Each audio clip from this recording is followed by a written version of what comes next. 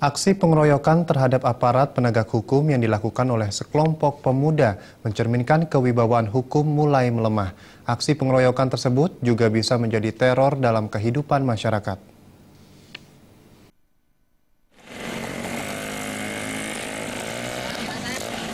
Menurut Ketua KNPI Bali Nyoman Gede Antaguna, sangat miris terhadap tingkah pola sekelompok pemuda yang berani mengeroyok aparat kepolisian. Artinya sekelompok anak muda tersebut sudah tidak takut lagi dengan aparat penegak hukum.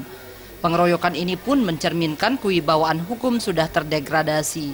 Tidak hanya itu, peristiwa meresahkan tersebut bisa menjadi teror bagi kehidupan bermasyarakat.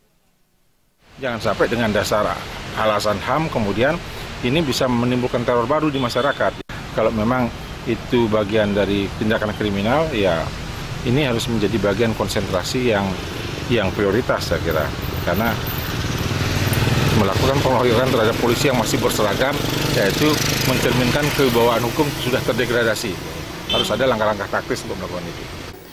Antaguna berharap aparat penegak hukum bisa secara tegas dan tidak pandang bulu bertindak melakukan penindakan. Tindakan tegas aparat akan menguatkan citra dan wibawa aparat di masyarakat. Jenny dan Trimaje, Bali TV.